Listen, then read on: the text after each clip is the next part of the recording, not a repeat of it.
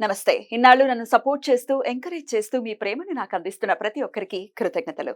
అలాగే ఈ వీడియో కూడా ఖచ్చితంగా మీకు ఉపయోగపడుతుంది. లైక్, షేర్ అండ్ సబ్స్క్రైబ్ చేసి మీ సపోర్ట్‌ని నాకు అందించండి. అలాగే ఈ వీడియో పట్ల మీకున్న అభిప్రాయాన్ని కామెంట్ సెక్షన్‌లో కామెంట్ చేసి తెలియజేయండి.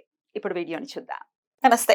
Welcome to our channel. నేను పద్మిని. ప్రస్తుతంతో పాటు ప్రముఖ ఆధ్యాత్మికవేత్త, వాస్తు జ్యోతిష పండితులు, లలిత ఉపాసకులు, వాస్తు జ్యోతిష శిక్షణ నిపుణులు బ్రహ్మశ్రీ నానాజీ పట్నాయక్ గారు మనతో పాటు ఉన్నారు. మాట్లాడదాం. సార్ నమస్తే సార్. శ్రీమాత్రే నమః. సార్, వైశాఖ బహుళపక్ష ఏకాదశి వచ్చేస్తోంది. అపర ఏకాదశి. ఈ ఏకాదశికి ఎలా ఉంది సార్ గ్రహస్థితి? ఎలా వినియోగించుకోవచ్చు ఈ రోజుని? ఈ ఏకాదశి గనక చూసుకుంటే ఆల్రెడీ సూర్య భగవానుడు మరొక 3 గ్రహాలతో మొత్తం 4 గ్రహాలు కలిసి ఉంటాయి. ఏకాదశి నాడు రవి చంద్రులు ఉండేటువంటి డిస్టెన్స్ని బట్టి మనం రెమెడీ చేసుకుంటూ ఉండాలి. ఈ ఏకాదశి ప్రత్యేకంగా ఎవరైతే చేస్తారో అంటే ఈ కాంబినేషన్ ఉన్నప్పుడు పర్టికులర్గా మోసపోయే యోగం వాళ్ళ జన్మజాతకాల్లో ఉన్నప్పుడు ఇది జరుగుతుంటుంది సర్వసాధారణ ఈ కాంబినేషన్స్ ఏర్పడ్డప్పుడు. అలాంటప్పుడు ఈ అపర ఏకాదశి నాడు ఎప్పుడైతే చంద్రరాహులు కానీ శని రాహులు కానీ కలిసి ఉన్నప్పుడు అపర ఏకాదశి వచ్చింది అనుకోండి, ఆ సమయంలో చేసేటువంటి పరిహారం ఏం జరుగుతుంది అంటే మోసపోయేటువంటి దాని నుంచి విష్ణువు మనల్ని రక్షిస్తాడు. అంటే ఇప్పుడు మన మనసు చంద్రుడితో కలిసింది అనుకోండి, మనసు ఏమవుతుందంటే కకలావిధంగా ఆశ వైపు వెళ్ళిపోతుంది. మనస్కారకుడు చంద్రుడు రాహుతో ఉన్నప్పుడు, లేదా చంద్రుడు చిన్నపిల్లలకు కారకుడు. సర్వసాధారణంగా ఎవరు మోసపోతారంటే జన్మజాతకంలో చంద్రరాహు కానీ చంద్రశని కానీ లేదా 4th హౌస్ పాడవడం కానీ ఇట్లా కొన్ని కాంబినేషన్స్ ఉన్నాయి జన్మజాతకంలో చూసినప్పుడు. అందులో పర్టికులర్గా ఇది ఇంకా బలమైన కాంబినేషన్. అంటే చంద్రుడు అంటే మనస్కారుడు ఆశకి గురైంది. మనసు ఆశకు గురైనప్పుడు ఏం చేస్తాడు? ఎవడైనా మోసం ఎలా చేస్తాడు? ఆశ చూపించి మోసం చేస్తాడు. కరెక్ట్. అదే కాకుండా చంద్రుడు అంటే చిన్నపిల్లలకి కారకుడు. చిన్నపిల్లల మనస్తత్వం పెరిగిపోయింది వాళ్ళకి. Rahu is expanding. చిన్నపిల్లల తత్వం పెరిగినప్పుడు మోసపోతాం. అవును. అమాయకత్వం వచ్చేస్తుంది. అంటే అప్పుడేంటి, చంద్రుడు ఆశ డామినేట్ చేసింది, మన బుద్ధి తగ్గింది. బుద్ధిని పెంచేది ఎవరు? విష్ణువు. మనకి భగవద్గీతలో కూడా ఇంద్రియములలో మనస్సు, మనుషుల బుద్ధి యందు నేనే ఉన్నానంటాడు ఆయన. ఆయనే అని చెప్పుకున్నాడు ఆయన కదా. అలాగా మీ బుద్ధి ప్రచోదితం అవ్వాలి అంటే చేయాల్సింది ఏకాదశి. అందులో పర్టికులర్గా ఏమండి నాకు మోసం జరుగుతుందేమో అని భయం ఉందనో, లేకపోతే మరి కొంతమందికి నీటి గండాలు ఉంటాయి. జలరాశుల్లో కాంబినేషన్ కదా ఇది. నీటి గండాల వల్ల ఏదైనా జరుగుతుంది, లేకపోతే రెస్పిరేటరీ ప్రాబ్లమ్స్ ఉంటాయి. ఇప్పుడు చూడండి, మనకి మొన్న ఈ వ్యాక్సినేషన్స్ తర్వాత కొంతమందికి ఇబ్బంది వచ్చింది. అది కొంతమందికి ఊపిరి వల్ల వచ్చింది, కొంతమందికి హార్ట్ ప్రాబ్లమ్స్ వచ్చాయి. అటువంటివి ఏమైనా ఉన్నా కూడా ఈ ఏకాదశి చేసుకోవడం వల్ల రోగాల నుంచి బయటపడతాం. ఆల్రెడీ మోసపోయాము. ఇప్పుడు రాహు ఇన్వాల్వ్మెంట్ ఉంది అని అంటున్నారు కాబట్టి ఆన్లైన్ లో మోసపోయాము, ఫోన్ల రూపంలో డబ్బులు పోగొట్టుకున్నాము. ఆ మోసపోయిన ఆ ద్రవ్యం మాకు తిరిగి రావడానికి మేము చేసుకోవచ్చా అంటే what is your answer?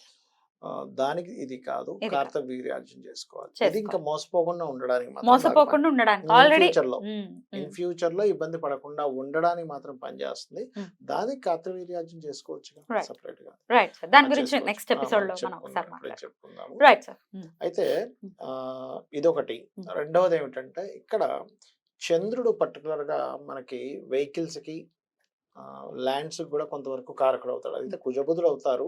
Natural 4th lordship కదా చంద్రుడు.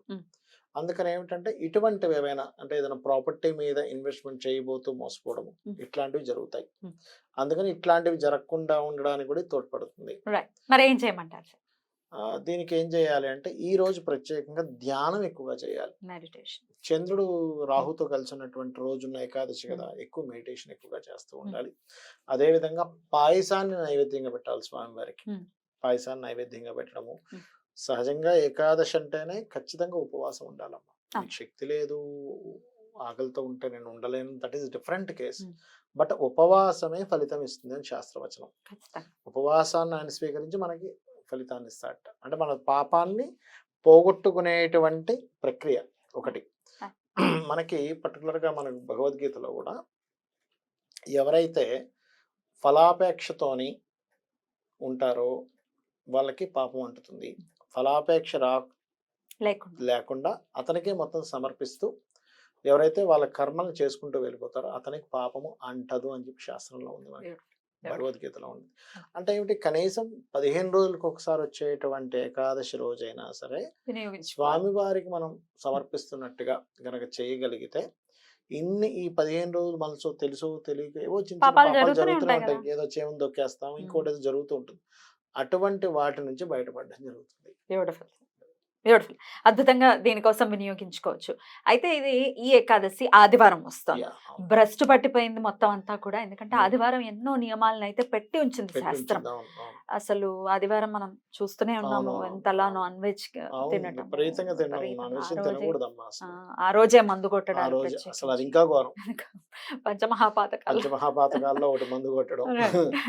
సరే మన వంతు ప్రయత్నం మనం చెయ్యాలి. చేయాలి. ఎంతమంది మారతారో అవును. అది అంతే. భగవత్ అనుగ్రహం మీద అంటే ఒకటి ఆధారపడి. అక్కడేంటంటే అది చెప్పండి. కర్మ అది. హ్మ్. మనమేం చేయలేం. అంటే కలి ప్రభావం వల్ల వాళ్ళకి గూడా తెలియకుండానే చిన్న చిన్న వాటికి ఆదివారం అయితే ఏమైందిలే ఏదో ఒకటి అందరూ బానే ఉన్నారు గదా! అక్కడ ఏమవుతుందంటే సర్వసాధారణంగా మనిషి ఇప్పుడు జరుగుతున్న వాటి మీద మాత్రమే కాన్సంట్రేషన్ చేస్తాడు. అంటే ఎలా అంటే సరే మందు కొట్టని వాడేమైనా డబ్బులు సంపాదించట్లేదా? హ్మ్. మందు కొట్టని వాడేమైనా హ్యాపీగా ఉన్నాడా? మందు కొట్టేవాడు హ్యాపీ కష్టం ఉంది. కొట్టని వాడికి కష్టం కష్టం. ఉంది. ఇప్పుడు కొత్తగా నాకొచ్చే కష్టం ఏంటని అనుకోవచ్చు. కానీ ఇది లాంగ్ రన్‌లో స్ వాళ్ళ వంశం మీద గాని, వాళ్ళ ఖచ్చితంగా. ఆరోగ్యం మీద గాని, వాళ్ళ కర్మల మీద గాని ఎఫెక్ట్ చూపిస్తుంది లాంగ్ రన్‌లో. హ్మ్. అప్పటికప్పుడు తాత్కాలికంగా చూసుకుంటాడు. అందరూ ఆ! అంటే నేను చూస్తుంటాను కదా సొసైటీలో. పొద్దున్నే నిద్ర లేవనంత మాత్రాన నాకేమైనా పోయేదేముంది? నిద్ర 10 వరకు పడుకునేవాడు బానే సంపాదిస్తున్నాడు. పొద్దున్నే లేచినోడు పెద్దగా ఏం బాగుపడ్డట్టు నాకేం కనిపించట్లేదు అనుకుంటాడు. కానీ ఇక్కడేంటంటే నువ్వు పొద్దున్నే పర్టిక్యులర్‌గా లేచి నువ్వు చేసే సాధన వల్ల కొన్ని సంవత్సరాలకి నీకు ఒక గొప్ప లైఫ్‌నిస్తుందది. హ్మ్. నువ్వు రోజు ఇలాగే పడుకో తెల్లారి సూర్యోదయం అయిన తర్వాత వరకు కూడా నిద్ర లేవకుండా కొన్ని సంవత్సరాల తర్వాత దాని ఎఫెక్ట్ చూపిస్తుంది. హ్మ్. ఏదో ఒక్కరోజు నువ్వు తాత్కాలికంగా చూసేసుకొని అవ్వదు కదా! ఏది. ఆదివారం మందు కొడితే ఏమిటి? ఆదివారం తలకు నూనె రాసుకుంటే ఏంటి? ఆదివారం ఏం చేసినా ఏంటి అనుకుంటే కాదు. సూర్యభగవానుడు అంటేనే సాక్షాత్ నారాయణ స్వరూపము. రైట్. కాబట్టి ఖచ్చితంగా నియమాలు ఖచ్చితంగా పాటించాలి. నియమం పాటించాలి. Right sir. అదే విధంగా ఏకాదశి నియమం కూడా ఏమిటి అంటే, హ్మ్. మీకు శక్తి ఉంది ఖచ్చితంగా ఉపవాసం ఉండాలి. హ్మ్. నేల మీద నిద్రపోవడం చేయాలి. హ్మ్. ఖచ్చితంగా అందులో ఎటువంటి డౌట్ లేదు. మధ్యాహ్నం నిద్రపోకూడదు. పోకూడదు. ఉపవాసం ఉదయము, ఉన్న సాయంత్రము పక్షంలో అస్సలు. హ్మ్. శివాలయానికి వెళ్లి శివాభిషేకం చేసుకొని అక్కడ కూర్చొని విష్ణు సహస్రనామాలు చదవాలి. హ్మ్. ఇంట్లో కూడా కూర్చొని చదువుకోవచ్చు. అందులో ఎటువంటి డౌట్ లేదు. హ్మ్. హ్మ్.